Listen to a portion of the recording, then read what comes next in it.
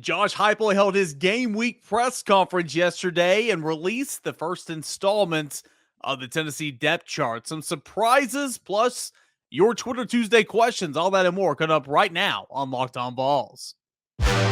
You are Locked On Vols, your daily podcast on the Tennessee Volunteers. Part of the Locked On Podcast Network, your team every day.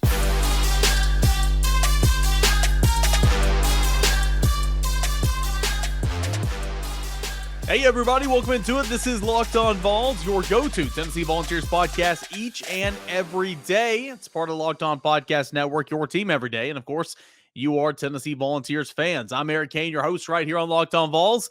I do radio at 99.1 The Sports Animal in Knoxville, Tennessee. That's the flagship station for the University of Tennessee. And I write for the rival site covering the University of Tennessee. That is volquest.com. And of course, the host right here, Locked On Vols, your first listen each and every day. Please subscribe wherever you find your podcasts, Apple Podcasts, Google Play, Spotify, Odyssey app, all that and more. Plus, subscribe on YouTube. Want to thank you guys. Don't think I had a chance to thank you on yesterday's show, but we surpassed 3,000 by flying colors. So big thanks to the Talking Vols fan base for that big push, and all you guys, you new subscribers. Really, really do appreciate that. Now the goal is 5,000 by the end of football season, and willing to venture that it will not take long at all to get to 5,000. So thank you guys so much for that. We got a lot to get into today. We'll talk about Tennessee's depth chart in segment 1, take your Twitter Tuesday mailbag questions in segment 2, and then Mike Neu, head coach of Ball State, joined the Nation, a Ball Network show every Sunday night with Chris Lowe and Austin Price, and going to play some audio from Ball State's head coach Mike Neu in segment number 3. But first, let's get into it. A little Tennessee depth chart coming your way. So every Monday, during the season, Josh Heupel opens up game week with a Monday press conference, and that's when Tennessee releases its latest game notes and a depth chart in there. Typically, there's not much movement in the depth charts. Even when there's some injuries, there's not much movements in the depth chart from week to week. But the first one's always fun because we like to get the nitpick and look at how many ands and ors are on there and any surprises on the depth chart. For the most part, Tennessee's depth chart's been it's pretty standard, right? We'll kind of go through position by position and kind of have you read you off who is on that depth chart per Tennessee. Remember, this is the depth chart. This isn't the entire roster. So there will be some players that you might be wanting to hear from or hear their names called, and they might not be on there. Pretty much in every depth chart form, the starter is in bold, at least for Tennessee. The starter's in bold, and the reserves are just in regular font. So we'll start on offense and the way they have them listed, tight end through the offensive line, wide receivers, quarterback, and running back. So we'll start with tight end. You have Princeton Fant or Jacob Warren, both of those guys in bold. And of course, we know now both of those guys will play without a doubt. Both in bold. They're listed as an order, so they're 1A, 1B starters at tight end. There is nobody else listed at tight end, but 2 guys will come in 12 or 13 personnel, or just to spell Princeton Fant and or Jacob Warren. And that'll be Miles Campbell, and that'll be Charlie Browder, the walk-on. So that's kind of what the tight end position looks like right now. At left tackle, same situation. Gerald Mincey or Jeremiah Crawford, both listed in bold. And of course, there's an or there.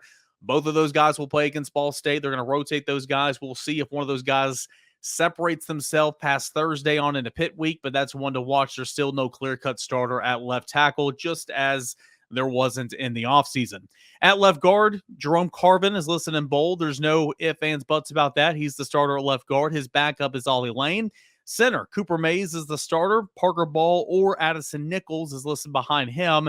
And then you have Javonte Spraggins as the right guard that's the starter in bold. And then Jackson Lampley is listed below him. A lot of times on a depth chart, if one of these guys goes down, just because there's a name listed right below them, that doesn't mean that will be the first name that would come into the ball game. So, for instance, if Cooper Mays were to go down, just like last year, Jerome Carvin at this point in time, to the best of my estimation and conversations I've had with some assistant coaches, Jerome Carvin would likely still slide down and play center. And then you'd have likely Jackson Lampley come in. Ollie Lane is also an option, considering he played an awful lot last year, but don't count out Dane Davis either. Darnell Wright is the starter at right tackle. He's in bold. Dane Davis is listed as his backup, but Dane Davis can play both backup tackle spots. Of course, The other left tackle that's not in the football game at the point in time with Mincy and Crawford would be each other's backup, of course. But Dane Davis can play both tackle spots. He's also been getting some work on the inside as well. So you could go Jackson Lampley at guard. You could go Ollie Lane. You could go Dane Davis. And then eventually, not anytime soon, but eventually they really like Masai Reddick, a freshman. So maybe he can get some run as the season goes on. Addison Nichols would also be an option at guard as well, potentially. But if something were to happen to Cooper Mays, Jerome Carver would slide down, and then they would have to pick who they want to go play at guard at that point in time. At wide receiver, Brew McCoy and Walker Merrill are both bold. There's an or there, Brew McCoy or Walker Merrill. Walker Merrill's been pretty much the guy on the outside or the projected starter if Brew McCoy was not deemed eligible. Brew McCoy is going to be your starter. That's just point blank. It's what's going to happen. But of course, against Pitt, there'll be a lot of guys play. Wouldn't shock me. I mean, I'm not predicting this, but say Walker Merrill is the first one out there. Brew McCoy goes in and play 2 or 3 or drive 2 or whatever. That wouldn't shock me because he's been kind of up there and getting a lot of those first team reps with the question mark surrounding Brew. But Brew McCoy's your starter there. In the slot receiver, Jalen Hyatt is listed as the bold starter. No shock there. Jimmy Callaway or Squirrel White is behind him. And then the other wide receiver, Cedric Tillman's in bold, of course. And then you have Ramel Keaton or Jimmy Holiday. No shock there. At quarterback, Hendon Hooker's in bold, of course, followed by Joe Milton and Taven Jackson. And then at running back, Jabari Small is in bold, followed by Jalen Wright. And then you have the 2 freshmen, Dylan Sampson or Justin Williams-Thomas. Those are the offensive players on the depth chart. We're kind of flying through these because there's not many surprises, at least on offense. There will be a couple on defense, but also we got to get into some mailbag Twitter Tuesday questions. So over on defense, the Leo spot, which is the outside linebacker where Byron Young plays. Byron Young is your starter. He's in bold. His backup is Roman Harrison. And then you have Joshua Josephs or James Pierce, the 2 freshmen who have come on and had a nice little camp. At defensive tackle, you have Amari Thomas in bold. His backup, Elijah Simmons or Deshaun Terry. The other defensive tackle spot, which is the one we've kind of been a little confused about on who might start there. It's going to be a rotation. Don't get me wrong. You have Karat Garland or Bryson Eason, and then the backup is Jordan Phillips or Amari McNeil. So the defensive tackle rotation, there's 2 spots. It's going to be Amari Thomas as one starter for sure. And then the rotation will be Garland, Eason. You'll have Simmons, Terry. All those guys are going to play all at defensive tackle.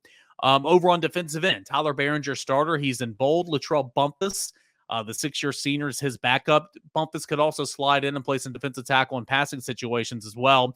And then below them, Dominic Bailey or Tyree West. Dominic Bailey's had a really, really good camp. Of course, we remember Rodney Gardner speaking highly of him a couple weeks ago. And then Tyree West is a true freshman that I think will get some playing time simply because he's super athletic, maybe in some pass rushing situations, kind of would be his role as a true freshman.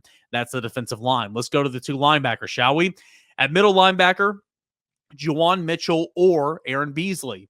Both guys in bold. Of course, Juwan Mitchell got the start last year, then got hurt after 3 games. Aaron Beasley finished it out. Both of those guys will play. Wouldn't shock me at all if Aaron Beasley's out there play number 1 against Ball State. But I think before it's all said and done, Juwan Mitchell will be that starter. But again, Aaron Beasley will play. Backing up those 2 guys, Kawaz Garland, who's Pat Garland, and then Elijah Herring, the true freshman. Over at the other linebacker spot, of course, Jeremy Banks, no disputation there. And then you have Solon Page and then Caleb Perry as his backups there.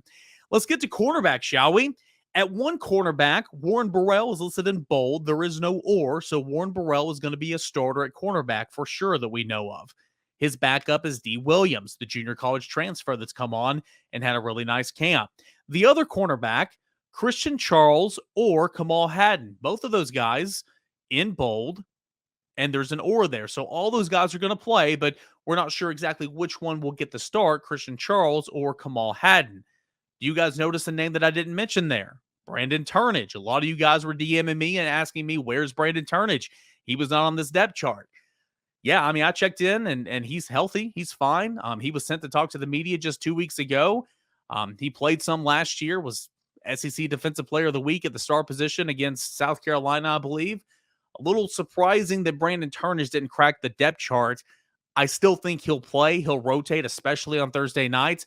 But later in the season, when they go dime personnel, that might be kind of his role. We'll have to find out. But I expect Brandon Turnage to have some type of role in this team, primarily as a reserve. But again, just because his name's not listed on the depth chart, I wouldn't freak out. I think that when you get into the dime personnel, that might be his role. At the star position, as expected, Tamarian McDonald is in bold. His backup, Wesley Walker. At safety, Jalen McCullough is in bold. His backup, bold. His backup is Andre Turrentine or Jordan Thomas, the true freshman. And then the other safety is Trayvon Flowers in bold, and his backup being Danico Slaughter. So not many surprises. Brandon Turnage being left off this depth chart's kind of a surprise. Maybe a surprise that it's Karad Garland and Bryson Eason as the or other defensive tackle and not Elijah Simmons or Deshaun Terry potentially. But outside of that, not a whole lot of surprises here for this depth chart. You go to the specialist. Chase McGrath's going to be your kicker. Paxton Brooks is going to be your punter. Toby Wilson's the backup place kicker. Colby Morgan's the backup punter. Paxton Brooks is listed as the starter for kickoffs. His backup is Toby Wilson. Toby Wilson primarily handled kickoffs a season ago. Your long snapper, Matthew Solansky. Your holder, Paxton Brooks. Kick returner, Jimmy Holiday is listed as the starter. And then punt returner, D. Williams or Trayvon Flowers. I expect that to be Desmond Williams because he was one of the best returners in junior college a season ago. So that is what the depth chart looks like. Not a whole lot of surprises. Like I said, maybe defensive tackle, Brandon Turnage not being on there. But again, this might change a little bit, but primarily at the end of the day, a depth chart like this, you're watching on YouTube, I'm holding it up. Don't take it. It's not set in stone, and it's not the Bible. It's not scripture. So a lot of these guys might go in that aren't listed at certain positions on the depth chart. You just got to watch the football game. But I did want to bring that out. I did want to discuss it just a little bit and kind of go over that because I know a lot of you guys had some questions about Brandon Turnage. But that is the Tennessee depth chart that was released on Monday afternoon. All right, we got plenty of mailbag questions to get into. Twitter Tuesday coming up next right here on Locked On Vols. But first, BetOnline, the fastest, easiest way to check in on all your betting needs. Find all your favorite sports events at the number one source for odds, lines, and games every single day. Find reviews and news of every single league, including Major League Baseball, the NFL, NBA, NHL, combat sports, esports, and even golf. BetOnline continues to be the top online resource for all your sports wagering information, from live in-game betting, scores, and podcasts. They have got you covered. Head to BetOnline today or use your mobile device. Learn about all the latest trends and all the action happening right now. BetOnline, it is where the game starts. Hey, everybody. Welcome back into Locked On Vols. Time for some Twitter Tuesday action. And, guys, I got to thank you. I really didn't even promote this much on Monday's show because I was kind of slammed and jammed and I forgot to. But you guys were sending in questions to my DMs, to my Twitter, to my Facebook page over the week.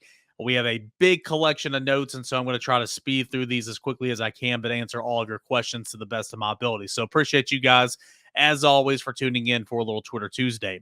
Sambo chimes in on Facebook. I know this isn't much about the Vols, but I have to bring this up. The fact that Brian Kelly isn't publicly announcing his starting quarterback because it's a, quote, tactical advantage blows me away. I'm like you when it comes to Brian Kelly. So this right here really set me off. I figure the people on the show would get a good laugh out of this. Yeah, Sambo, 100%. I'm not a Brian Kelly fan. Of course, you guys know that. It's going to be Jaden Daniels, in my opinion. If it's not Nussmeier, good prospect, good future quarterback. But I think Jaden Daniels is battle tested. I expect it to be Jaden Daniels. We'll see, I guess. But I'm with you, man. Like, you know, what are we doing here? Come on, it's the season. Go ahead and name your starter like everybody else around the SEC has. We'll go to the YouTube page. Mark Jones. If Tennessee's offense is even better than last year's and defense is good enough, could Hendon Hooker go on a T. Martin type run to an SEC national championship, or at a minimum win the East? Heupel plus Hooker equals Heisman. All right. Well, as far as national championship, call me a Debbie Downer. I'm going to say no. SEC championship is not out of the realm of possibility, winning the East, but Georgia would have to stub its toe a couple of times, and Tennessee would have to take care of Georgia. And of course, you know, Florida, big time SEC East opponent, and the SEC record counts the same. So you need to take care of LSU and obviously Kentucky and South Carolina. I say it's a little unlikely. Still, you guys know where I am at 8-4. That's my official prediction. I say it's highly unlikely, but it's all kind of dependent on that defense. How big of a step can you take, and can you play some complimentary football to get the football back to Hendon Hooker, who is putting up those big numbers? We'll have to see, but national championship, I'd say no. SEC championship, winning the East, you know, we'll see. I doubt it, but we will see for sure. We'll go next to Brent. Are you touching the 34-point spread versus Ball State or the over-under at 68? All right, so good question. He says, I don't know if I should bet on the spread, but the final score under 68 I think is safer. What say you? I agree. I think the under 68 would be safer. Keep in mind, if Tennessee puts up a 50 burger, you're still talking about keeping Ball State under 18, which I think you can do. I like the 68 under more. The 34-point spread, anytime a spread is now, this is kind of different. It's not an SEC game Alabama was favored by 28 points against Tennessee a couple of times. There's been SEC teams favored over Vanderbilt by 31. Anytime it's like over 28, I kind of stay away because you just don't know. What if you go up big, then put in the reserves and then let off the gas a little bit? What if that second or third team defense and second or third team safety lets a guy get behind him? You just don't know. I like the under 68 better. Wouldn't fault anybody for taking it that line. If you find it at 34, taking it, earlier in the week, it was at 31.5. So, maybe that's a little bit better. I stay away from those, but it's Ball State. And if you're going to ever take a spread like that, it'd be a game like this, or maybe a UT Martin later in the year, or Akron potentially. Let's go to the Twitter bookmarks. And we've got one from my guy, Matt Roberts. Do you think we see three different quarterbacks play and Taven Jackson gets some action, or is it Joe Milton get the rest of the game reps after we hopefully get Hendon out early midway through the third quarter? It all depends on that second quarter, I think. You remember last year in Bowling Green, what a letdown, right? That second quarter lull. And so you saw Hendon play, or you saw Joe play a lot, and then Hendon came in and just got a couple series of mop-up duty. You hope that's not the case. I'm not expecting it.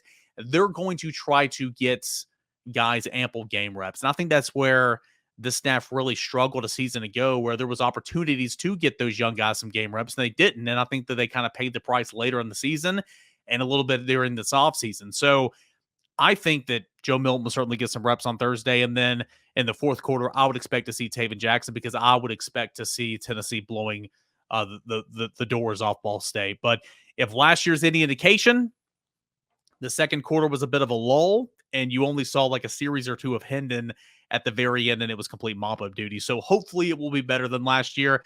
I guess what I'm trying to say is if they can, they will. And I believe that they will do that. Let's go to JP. Is Pitt or LSU the tougher game? Feels like the opinion varies quite a bit. I know more about Pitt. Having said that, I have LSU as the loss. Why is that? Well, I know LSU's talented. It's got one of the best wide receivers in the country. B.J. Ojulari is one of the best pass rushers in the country. They've got talent at the quarterback position. They've got a good coach. They return a lot on the offensive line. You're on the road. It's going to be either an afternoon or a night game. That's a tough place to play. I know a whole lot more about Pitt. I know Pitt's great in the front seven, return all five starters on the offensive line. Took a step down at quarterback, but Keaton Slovis in to be slept on. They feel better about the run game this year. They've got, some other guys that they feel good about. I would say still it's Pitt because I know more about them, but I still have LSU as a loss. Maybe that's backwards. Maybe you guys have want to call me out on that. I don't know. I would say it's Pitt, but LSU is a tough opponent no matter what. And obviously it's going to be tough playing on the road. Let's go to the Caner DMs real quick. Let's check in with Bo. Bo wants to know, do the Vols cover the 9.5-point first quarter spread? First quarter total sits at 14.5 as well. Would love to get your thoughts on this each week from a gambling perspective. Yeah, I'll dabble a little bit with you guys. And again, don't take any of my advice to the bank. I do, I do jump into the numbers a little bit. You guys know BetOnline, a proud sponsor of this show. 14.5 for first quarter total. I take the over for sure. I think Tennessee will score a couple times in the first quarter. Keep in mind, Tennessee was the best first quarter scoring team in the country a season ago. And then the spread at 9.5 in the first quarter, I would even take that, honestly. I would take the total at 14.5 first, and then I would take the 9.5 spread. But I would take them both, to be completely honest. I think Tennessee's going to come out. Sure, it's game one. Sure, it might be a little sloppy, but again, this offense is going to roll against Ball State, in my opinion. Bo, good to hear from you, brother. Appreciate you chiming in. Let's go to K. Wayne. K. Wayne's got a bit of a long one for us, but it's a good one. Twitter Tuesday, as the season gets closer and we see a lot of bold predictions from different writers, I'm going to give you 5 bold predictions for the season, and I want you to put them in order from most likely to least likely. 1, Tennessee takes a huge step forward, finishes 10-2. 2, Tennessee takes a step back and finishes 6-6. 3, SEC defenses figure out Tennessee's offense in year 2 and falls apart, falls out of the top 5 in the SEC in total offense. 4, our defense improves and we finish top 6 in the SEC in total defense. 5, Hooker is a Heisman finalist. All right, I'm going to go in reverse order here. Number 5, in terms of least likely to happen of these scenarios, Tennessee takes a step back and finishes 6-6. I don't see that at all. Number 4, SEC defense figures out the offense in year 2, and Tennessee falls out of the top 5 in the SEC in total offense. Even if they start to figure it out, and that's a fair question or assumption by a lot of people, even if they figure it out a little bit, which I think Heupel will adjust to that. Again, he's been running this offense for quite some time, and he's had to adjust when defenses make adjustments. Heupel's offense still finished top 10 in the country, at least top 5 in the conference. So I would have that at 4. At number 3, Hooker is a Heisman finalist. I understand this offense is going to go. I think Hendon Hooker is going to have a great year. It's definitely within reach, but this team needs to help him out. They need to win. I mean, for Hooker to be a Heisman finalist, really this team needs to win 10 games. 9-3 can maybe get you some love, but it'd be tough. So that's why I have this one at number 3. Number 2, Tennessee takes a huge step forward and finishes 10-2. I just don't see that happening. And number 1, I guess it's this one. SEC defenses, Tennessee's defense improves and Tennessee finishes top 6 in the SEC in total defense. I guess that would be on number 1 of most likely scenario. All these are bold predictions, but that's kind of how I spin it. I like the Hendon Hooker one because it's definitely it definitely could happen. But I think for Hendon to be a Heisman finalist, this team needs to truly win 10 games, and I'm not sure Tennessee's there. So, K. Wayne, good one, man. All bold predictions. That was a fun exercise. So let me know if you guys agree with me. Let's go to Shane. Which true freshman will be the first one to become a permanent starter? P.S. I asked you this last season, and you said Miles Campbell. Well, it goes to show you that I'm full of crap, right?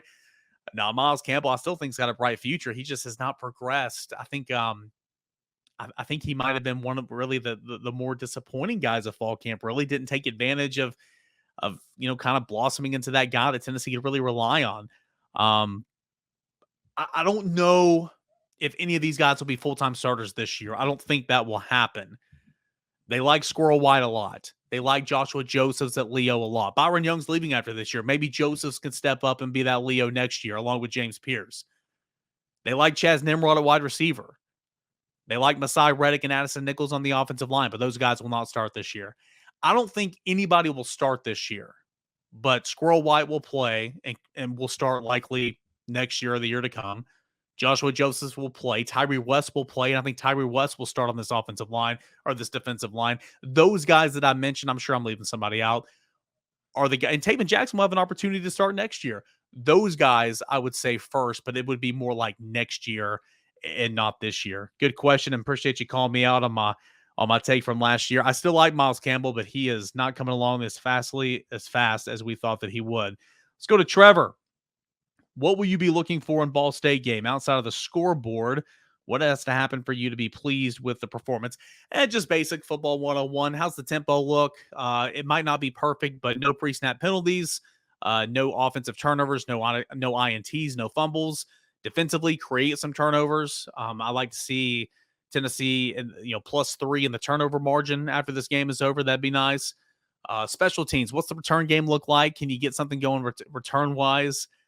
Those are kind of the things I'm looking for. Just the basics. What does Juwan Mitchell look like at middle linebacker, opposite of Jeremy Banks? What do those cornerbacks look like? Does anybody step up and really solidify themselves back there? Tamir McDonald getting his first start at star. I'm intrigued to see what he can do.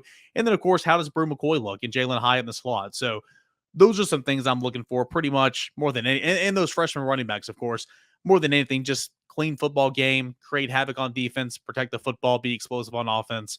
And how's that tempo look like? No penalties, kind of stuff like that. We'll go to Hitter 98.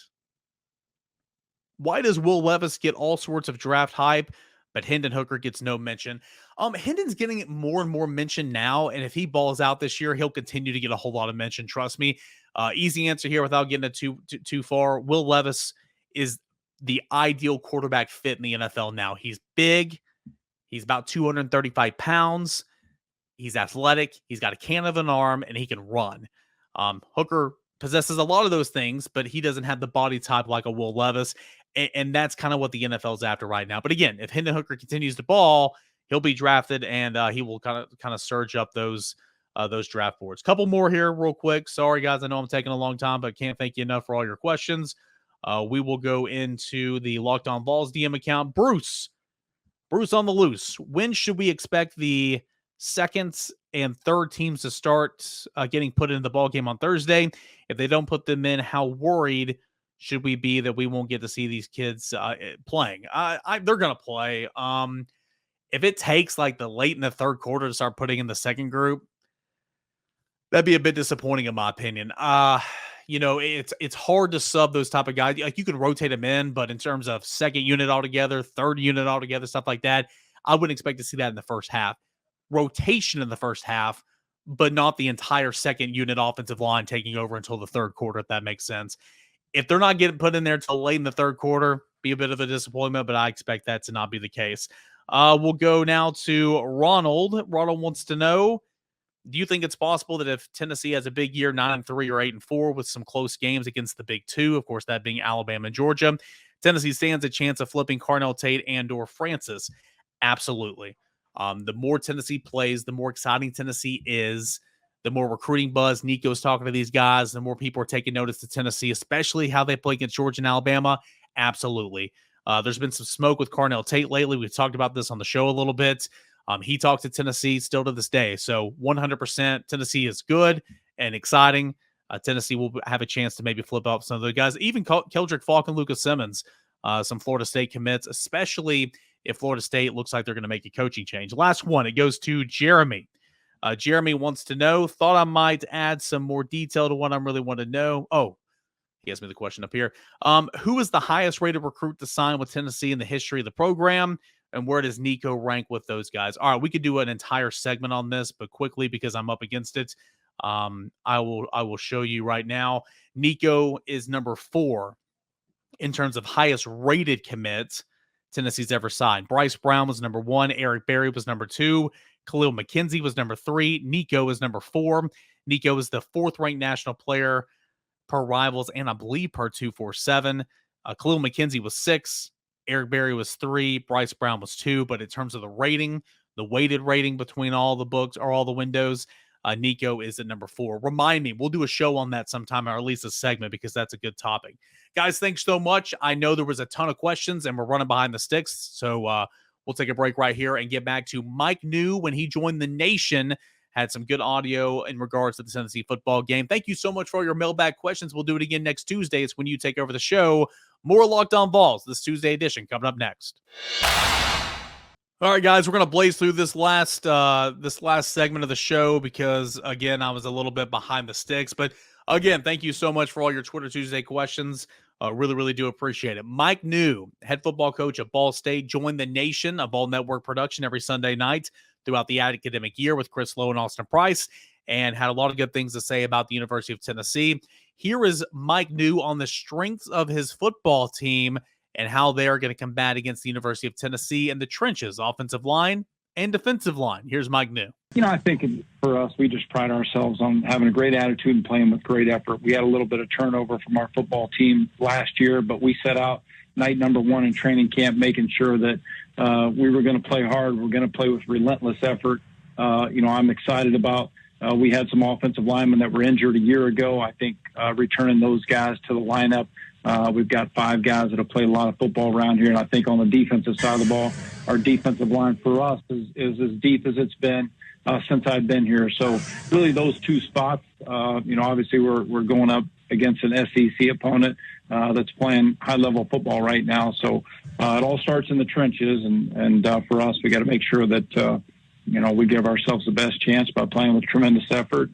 And obviously being able to match up with Tennessee's speed that they play with offensively is certainly going to be a great challenge. No doubt about it, though. Ball State might have been a surprise team in 2020 winning the MAC, but a 3-year starter at quarterback is gone, and a new quarterback will step in for Ball State. Who is it, and what's his game like? Here's Mike Neu on quarterback John Paddock.